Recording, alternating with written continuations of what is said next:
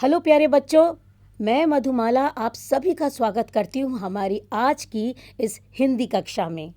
बच्चों, आज मैं आपके लिए कक्षा 5 की हिंदी पाठ्य पुस्तक रिमझिम में अंकलित एक कविता लेकर के उपस्थित हुई हूँ।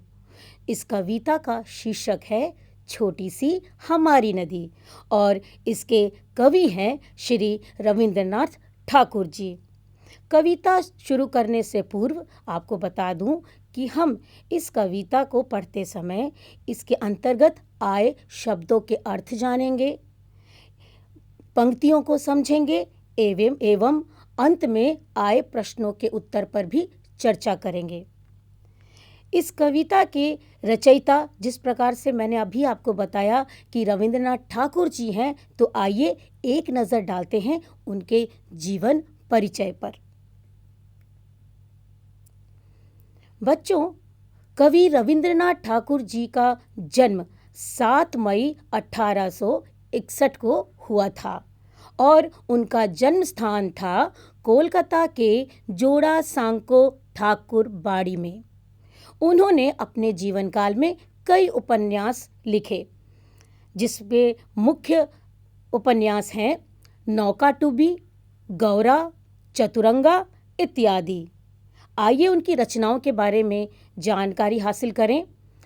रचनाओं में उन्होंने गीतांजलि, गीताली, शिशु और भोलानाथ जैसे रचनाएं लिखें। लेकिन बच्चों, आप लोगों को ये बात बताना चाहूँगी कि उन्हें अपने सर्वश्रेष्ठ रचना जिसका नाम है गीतांजलि, जी हाँ बच्चों, गीतांजलि के लिए रविंद्रनाथ ठाकुर जी को नोबेल पुरस्कार से सम्मानित किया गया। और कब किया गया? 1913 में। और अंत में उनकी मृत्यु 7 अगस्त 1941 को हो जाती है। बच्चों, रविंद्रनाथ ठाकुर जी भारत के ही नहीं अपितु एशिया के एकमात्र ऐसे व्यक्ति थे जिनकी रचनाओं को एक नहीं बल्कि दो देशों ने अपना राष्ट्रगान बनाया है। जी हाँ,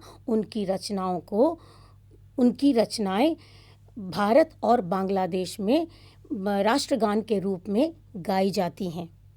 अब इस कविता के बारे में पढ़ते हैं, छोटी सी हमारी नदी।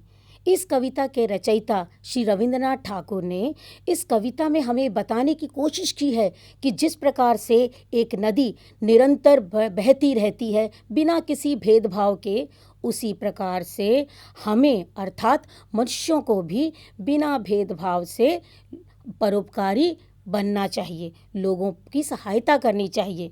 तो चलिए बच्चों, शुरू करते हैं हम अपनी आज की कविता। छोटी सी हमारी नदी टेढ़ी मेढ़ी धार, गर्मियों में घुटने भर भिगो कर जाते पार। पार जाते ढोर डंगर बैलगाड़ी चालू, ऊंचे हैं किनारे इसके पाट इसका ढालू। तो बच्चों, यहाँ पर मैं आपको बताना चाहूँगी कि कवि रविंद्रनाथ ठाकुर जी ने जो ये कविता रची है, यहाँ पर कवि ने नदी का वर्णन किया है। और नदी का वर्णन करने के साथ साथ ही जब गर्मियों में नदी में पानी का जल का स्तर कम हो जाता है, तब इसकी क्या दशा होती है, इसी का वर्णन हमें इस कविता में देखने को मिलता है। कवि ने कहा है कि छोटी सी हमारी नदी टेढ़ी मेढ़ी धार, और गर्मियों में घुटने भर भिगो कर जाते पार। पार जाते ढोर ढंगर अर्थात जानवर, जिसे हम मवेशी भी कहते हैं। बैलगाड़ी चालू, ऊंचे हैं किनारे इसके पाट इसका ढालू। आगे कवि कहते हैं कि पेटे में झकाझक बालू, कीचड़ काना नाम, कांस फूले एक पार उजले जैसे घाम। दिन भर किचपिच करती मैना डार डार, रातों को हुआ कर उठते सियार। बच्चों, यहाँ पर घाम का अर्थ दिया हुआ है। घाम का अर्थ है धूप, और किचपिच ये एक तरह की आवाज़ है जिसे मैना करती है, यानी कि मैना द्वारा निकाली गई जो आवाज़ है उसे ही किचपिच का यहाँ पर नाम दिया गया है। तो आइए अब जाने इसका अर्थ क्या हुआ।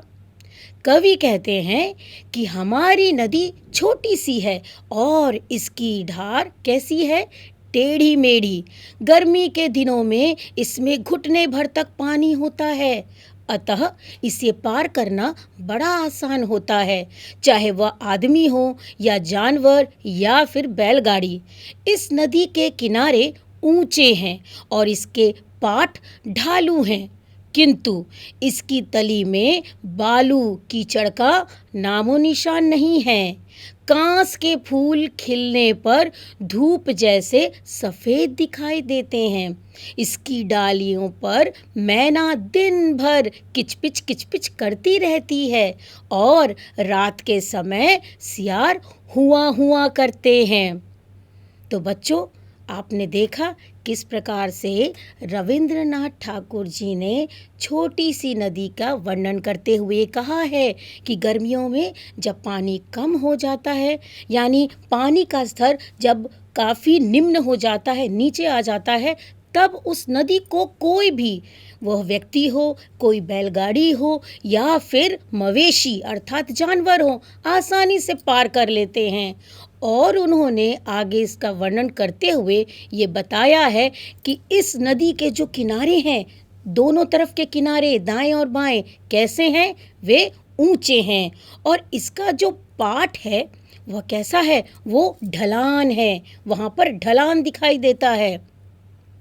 और तो और कवि ने ये भी बताया है कि इसके तले में अर्थात इसके तली में कोई भी कीचड़ का नामो निशान नहीं है, वहाँ कीचड़ नहीं दिखता है। क्या दिखता है? दिखता है बालू, रेत जिसे हम कहते हैं। और उसी रेत में और उसी नदी के किनारे पे कांस के फूल, बच्चों कांस के फूल आप इस चित्र में भी देख सकते हैं। यहाँ पर जो आप देख रहे हैं उजला उजला जो फूल लगा हुआ है वह क्या है, वह कांस के फूल हैं जो कि नदी के दोनों किनारे पर उगे रहते हैं। तो कवि कहते हैं कि कांस के फूलों पर जब घाम अर्थात जब धूप पड़ती है तो वह सुनहरे रंग के दिखते हैं, उजले उजले, बहुत सुंदर दिखाई प्रतीत होते हैं। और वहाँ कवि ने ये भी पाया है कि कैसे उन पौधों पर, उन कांस के फूलों पर मैना, प्यारी मैना जब बैठती है तो वह किचपिच किचपिच की आवाज़ निकालती है। ये एक तरह की ध्वनि होती है जो कि मैना करती है। और रात में नदी के किनारे सियार आते हैं और वो भी अपनी आवाज़ में, सियार की कौन सी आवाज़ होती है, हुआ हुआ, तो वो भी हुआ हुआ करके वहाँ पे रात में शोरगुल करते हैं। अब इतना अर्थ जानने के पश्चात आइए देखें कि कवि और इस कविता में हमें क्या बताना चाहते हैं। अमराई दूजे किनारे और ताड़वन, छाहों छाहों बामन टोला बसा है सघन। अर्थात अमराई आम का बगीचा, ताड़वन यानी ऐसा वन जहाँ पर ताड़ के वृक्ष हों, छाहों अर्थात छाया में, बामन टोला यानी ब्राह्मणों का टोला, सघन अर्थात घना। कच्चे बच्चे धार कछारों पर उछल नहा लें, गमछो गमछो पानी भर भर अंग अंग पर डालें। अर्थात जब बच्चे नहाते हैं तो वो उछल कूद करके नहाते हैं और अपने अंग पर पानी डालते हैं। अगली पंक्तियों में देखते हैं, कभी कभी वे सांझ सकारे निपटा कर नहाना, छोटी छोटी मछली मारे और आंचल काकर छाना। बहुए लोटे थाल मांजती, रगड़ रगड़ कर रेती, कपड़े धोती घर के कामों के लिए फिर चल देती। आइए अब जानते हैं इसका अर्थ। नदी के बारे में वर्णन करते हुए कवि कहता है कि इसके दूसरे किनारे पर आम और ताड़ के पेड़ हैं और उन्हीं की छाया में ब्राह्मण टोला बसा है। उनके छोटे छोटे बच्चे किनारों पर उछल कूद करके नहाते हैं। वे गमछों में पानी भर भर कर अपने शरीर पर उड़ेलते हैं। कभी कभी जब वे जल्दी नहा लेते हैं तो नदी में मछलियां पकड़ते हैं। उनके घर की औरतें नदी से बालू लेकर बर्तन मांजती हैं, फिर कपड़े धोती हैं और उसके बाद अन्य काम करने के लिए घर की ओर चल देती हैं। तो जैसा कि यहाँ पर नदी का वर्णन करते हुए कवि ने बताया है कि कैसे अमराई के बगीचों में वहाँ पर ब्राह्मण टोला बसा है और ब्राह्मण टोले में रहने वाले लोग कैसे उस नदी का इस्तेमाल करते हैं। वहाँ के बच्चे उछल कूद करते हैं, पानी में नहाते हैं, गमछों में पानी भर भर कर अपने शरीर पर डालते हैं, मस्ती करते हैं। और वे जब जल्दी नहा लेते हैं तो क्या करते हैं? मछलियाँ पकड़ते हैं। अच्छा बच्चों, मैंने आपको इससे पूर्व एक पंक्ति में ये बताया था कि किस प्रकार से नदी अपने तल में वह बालू लिए फिरती है, बालू का जमाव हो जाता है, वहाँ कीचड़ का नामो निशान नहीं होता है। उसी बालू से ब्राह्मण टोला के रहने वाली औरतें अपने घरों के काम आके करती हैं। कहाँ? नदी के किनारे। नदी के किनारे वे रेत से अपने घर के बर्तनों को मांजती हैं, अर्थात धोती हैं, और फिर वहाँ पर कपड़े धोती हैं और अपना सारे काम निपटाकर फिर वो अपने घर की ओर चल देती हैं। आइए अब जानते हैं, आगे बढ़ते हैं अगली पंक्तियों की ओर। जैसे ही आषाढ़ बरसता भर नदियाँ उतराती, मतवाली सी छूटी चलती तेज धार दन्नाती, वेग और कलकल के मारे उठता है कोलाहल, गंदले जल में घिरनी भंवरी भंवराती है चंचल, दोनों पैरों के वन वन में मच जाता है रोला, वर्षा के उत्सव में सारा जग उठता है टोला। आषाढ़, आषाढ़ का अर्थ होता है बरसात का एक महीना। हिंदू कैलेंडर के हिसाब से आषाढ़ बरसात के महीने को कहा जाता है। दन्नाती यानी दन दन की आवाज करती हुई, दन्नाती अर्थात तेजी से, कोलाहल अर्थात शोरगुल, गंदले अर्थात गंदा, जग अर्थात संसार या जगत। आगे बढ़ते हैं इनके अर्थ की तरफ। कवि कहता है कि आषाढ़ के महीने में जब खूब वर्षा होती है तब ये नदी पानी से भर जाती है, तब इसकी धार बहुत ही तेज हो जाती है। इसकी तेज चाल से इतनी कलकल की आवाज़ आती है कि चारों ओर शोर सा मच जाता है। इसका पानी गंदा हो जाता है और गंदले पानी में पानी की घिरनी यानी कि भंवरी की तरह वो चलती हैं। एक शोर मच जाता है। नदी के दोनों तरफ के वनों में खूब कोलाहल मच जाता है। वर्षा के दौरान एक उत्सव जैसा माहौल हो जाता है। सारा संसार जाग उठता है और उत्सव मनाने लगता है।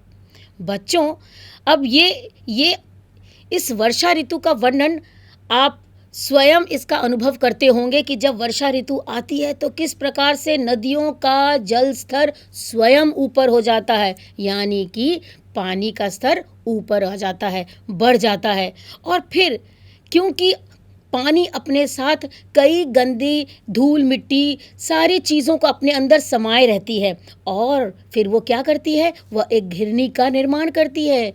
घिरनी अर्थात आपने देखा होगा कि किस प्रकार से जो जल होता है उसके अंदर ऐसे गोल गोल एक स्पाइरल शेप में एक निशान अपने आप ही बन जाते हैं हवा के द्वारा।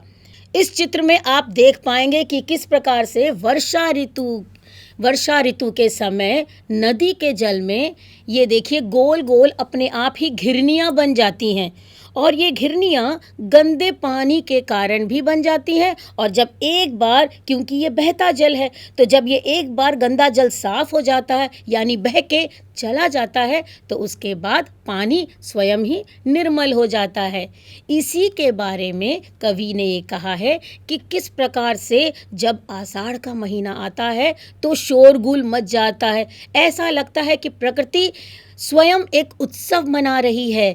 पानी की आवाज़, वर्षा की आवाज़, नदियों में बहते जल की आवाज़ से एक कोलाहल सा मच जाता है और फिर वहाँ पर रहने वाले लोग, वहाँ पर जो प्रकृति है उस स्थान की, वह अपने आप में एक उत्सव मनाती है। तो इस प्रकार से कवि ने इसका वर्णन किया है।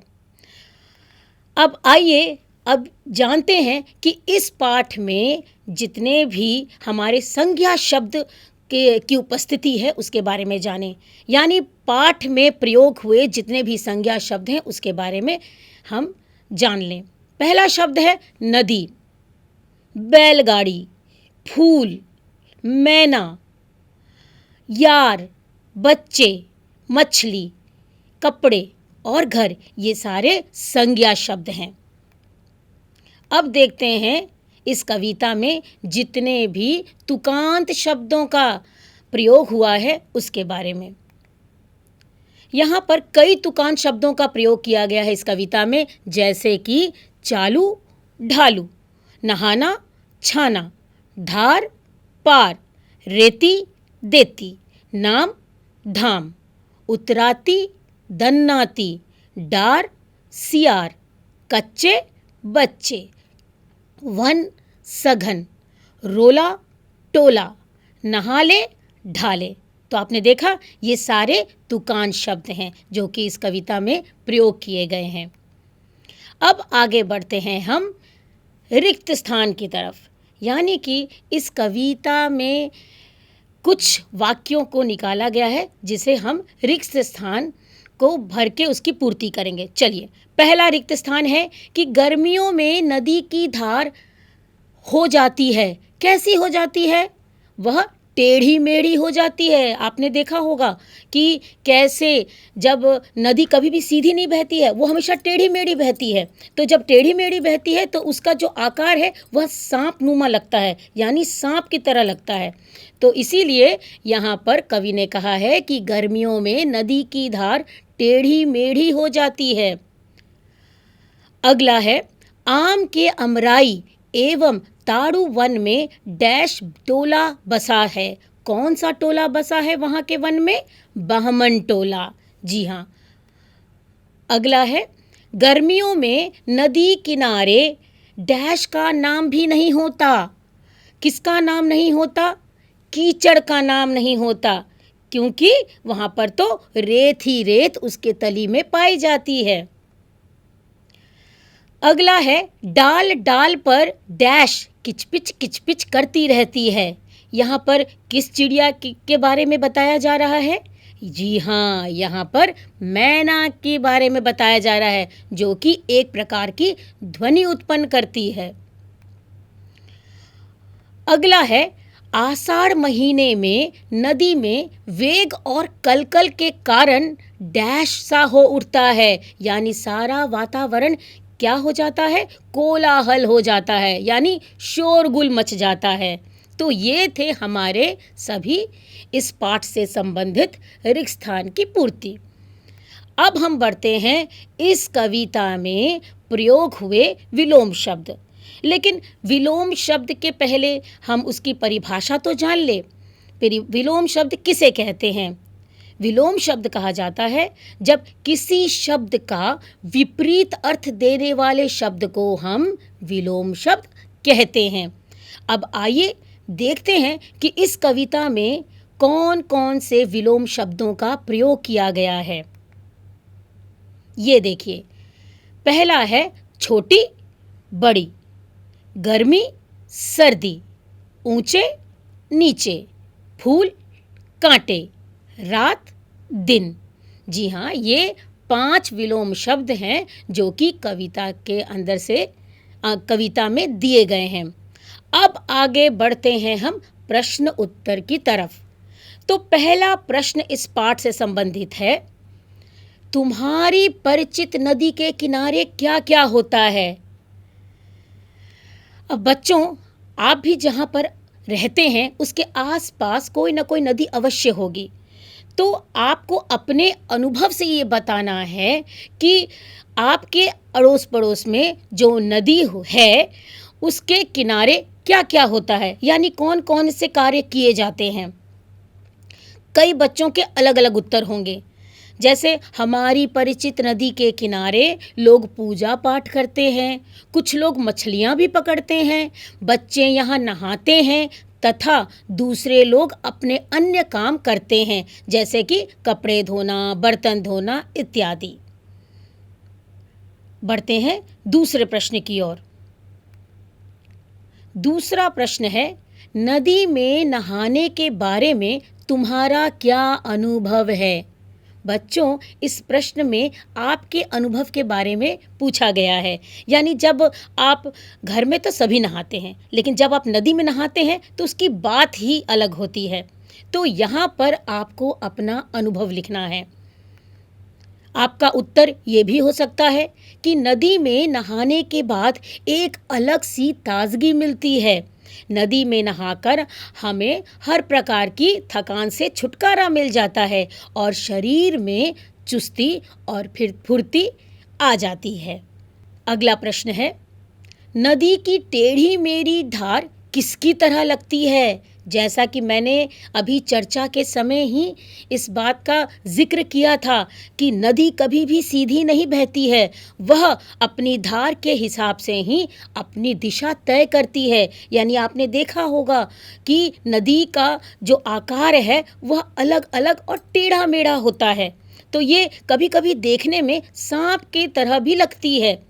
तो यहाँ पर इस प्रश्न का उत्तर है कि नदी की टेढ़ी मेढ़ी धार सांप के आकार की तरह लगती है। अगला प्रश्न है आपके लिए, उछल उछल के नदी में नहाते कच्चे बच्चे किसकी तरह लगते हैं। ये पूरी तरह से आपके अनुभव के ऊपर है। आप जैसा भी अनुभव करते हैं आप इस प्रश्न का उत्तर उसी हिसाब से दे सकते हैं। यहाँ पर पूछा गया है कि जब बच्चे नदी में नहाने के लिए जाते हैं तो वो उछल उछल के नहाते हैं। आपने देखा होगा एक दूसरे पे पानी फेंकते रहते हैं, गमछों में पानी लेते हैं, एक दूसरे पर डालते हैं, खूब मस्ती करते हैं। तो जैसे वर्षा के दिनों में मेंढक अपने अपने नदी अपने तालाब में घुस करके रहता है और वर्षा में बाहर निकल आता है, तो उसी प्रकार से बच्चे भी मेंढकों की तरह ही लगते हैं। आइए इसका उत्तर देखें। उछल उछल के नदी में नहाते कच्चे बच्चे मेंढकों की तरह लगते हैं। ऐसा सिर्फ हम अपने अनुभव से कह रहे हैं। आपका अनुभव क्या कहता है, आप हमें ज़रूर लिख के बताइएगा या फिर इसकी चर्चा अपने मित्र के साथ कीजिएगा। और इसी के साथ हमारी आज की जो ये कविता थी, छोटी सी हमारी नदी, उम्मीद करती हूँ कि आप सबको यह कविता अच्छे से समझ में आ गई होगी। हमने इस कविता के शब्दों का अर्थ जाना और इसमें प्रयोग होने वाले जितने भी व्याकरणिक इकाई हैं उसके बारे में भी हमने चर्चा की और अंत में हमने प्रश्नोत्तर भी इसके जाने। तो इसी के साथ अब मैं इस कक्षा को यहीं समाप्त करती हूँ। धन्यवाद।